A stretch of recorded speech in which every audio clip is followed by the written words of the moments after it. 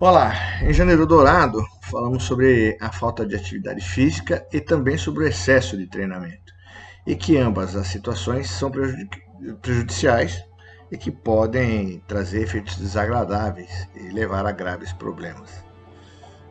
Nós falamos também sobre supertreinamento na edição aqui, conversamos com o Robert Scheidt, e aqui nós vamos falar sobre um assunto que tem sido trazido para nós no consultório, né? Então a queixa que o paciente chega para nós e nos diz: ontem eu treinei intensamente e acordei hoje de manhã sentindo fraqueza, dores musculares e a urina escura, parecendo sangue. Afinal, o que é que eu tenho? Bom, muito provavelmente o médico vai pensar em uma condição chamada rabdomiólise. Mas o que é rabdomiólise? Eu já falo nisso com vocês.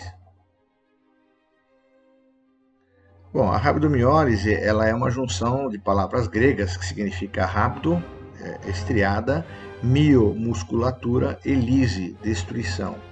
Portanto, é uma condição resultante de lesões em que o músculo estriado esquelético, esse músculo que nós vemos externamente, é danificado e desencadeia a liberação de componentes intracelulares dos músculos na corrente sanguínea, como por exemplo sódio, potássio, mioglobina e proteínas musculares.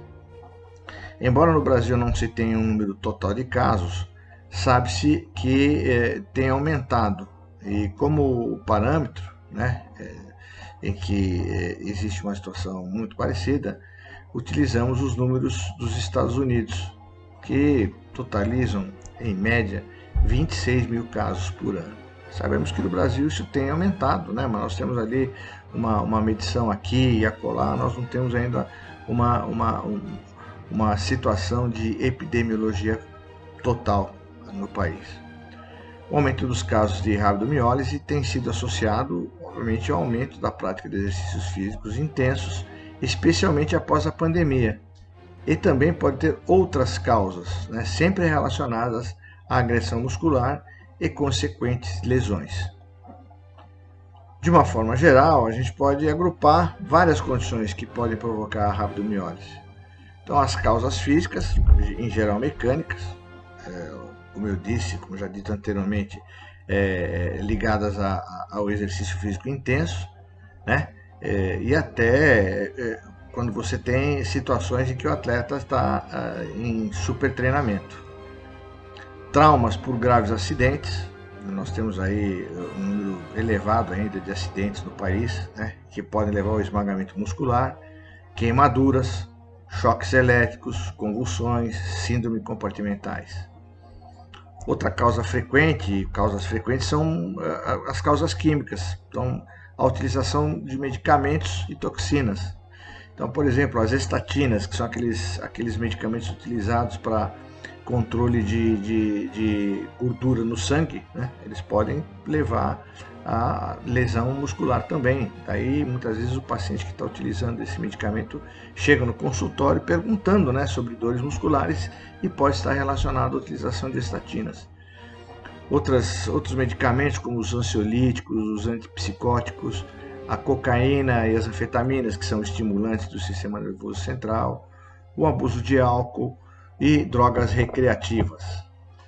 Alterações eletrolíticas, enquadradas como alterações metabólicas, por exemplo, né, baixa concentração de sódio, potássio e fósforo. Causas biológicas, né, as infecções bacterianas, as infecções virais, como a influenza A e B, o HIV, e já, inclusive, existem casos relatados relacionados à infecção pós-Covid, apesar de ser rara, mas já estão começando a acontecer. Outras causas são as miopatias, que são doenças que atingem os músculos de origem genética, como, por exemplo, as distrofias musculares. Doenças endócrinas como diabetes, imobilização prolongada, temperatura corporal extrema. Então, por exemplo, hipotermia e hipertermia, que são situações que acontecem em países ou muito quentes ou muito frios, e daí a necessidade de se avaliar o treino com temperaturas extremas. Quando a gente fala em rabdomiólise, a gente sempre tem aqueles sinais e sintomas que são uma tríade clássica, né, que inclui a fraqueza muscular, as dores musculares e a urina marrom avermelhada. Agora, embora essa tríade ocorra em menos de 10% dos pacientes, esta é a tríade clássica que, quando chega para nós, imediatamente já pensamos nessa situação. É claro que, como toda a alteração, elas podem variar de leves a graves, né, dependendo do quadro de cada paciente. Em geral, se desenvolvem de 1 a 3 dias após a lesão.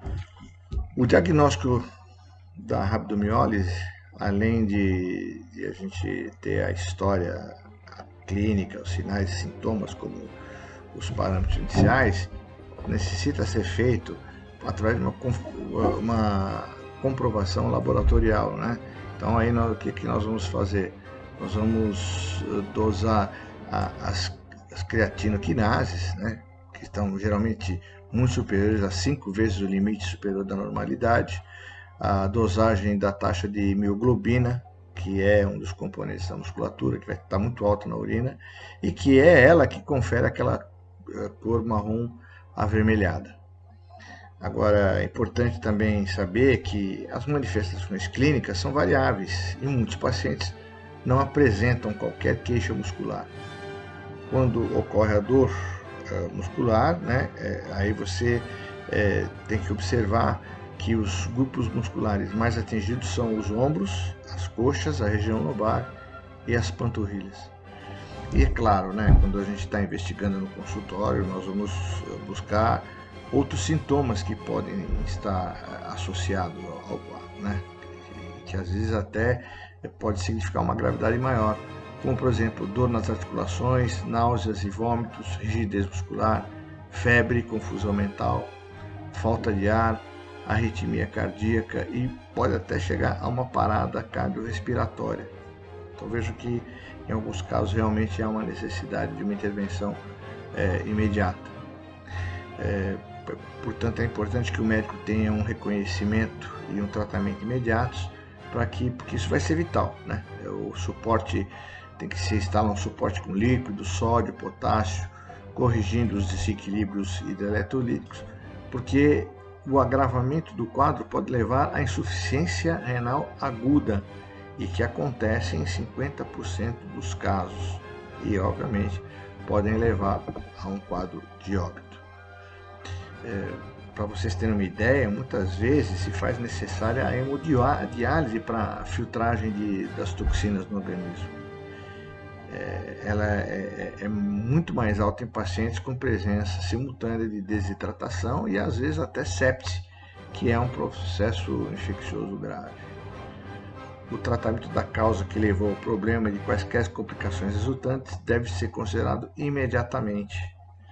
Se o evento causador ocorrer por causa da síndrome compartimental, que é um aumento de pressão intramuscular, pode inclusive ser necessária a necessidade de intervenção cirúrgica.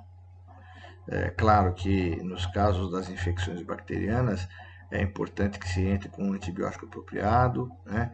E obviamente medicamentos que potencialmente possam estar causando, como as estatinas, devem ser interrompidos. Como eu disse para vocês no início, a prática intensa de exercícios físicos é uma das principais causas dessa lesão muscular. Assim, a prevenção está diretamente ligada à realização consciente dos exercícios, respeitando os limites do corpo e contando com a orientação de um profissional de educação física e, obviamente, sempre com orientação médica. Quando você está numa situação de treinamento, a gente recomenda sempre o repouso, o aumento da ingestão de líquidos, daí a importância que a gente sempre insiste, né, da hidratação. Em alguns casos, a prescrição de medicamentos que possam repor, né, como bicarbonato de sódio e assim por diante. Algumas medidas que podem ser adotadas para reduzir os riscos, principalmente para aqueles que praticam exercícios físicos intensos, seria, por exemplo, hidratar-se, manter uma alimentação saudável, evitando carências nutricionais, reduzir o consumo de álcool e outras drogas, realizar pausas entre os exercícios para que os músculos possam se recuperar, iniciar a prática de exercícios de forma gradual, respeitando os limites do organismo, evitar atividades físicas em locais muito quentes ou muito frios. E aí fica a recomendação final. Treinar é bom, recomendamos, mas sempre com orientação e de forma equilibrada.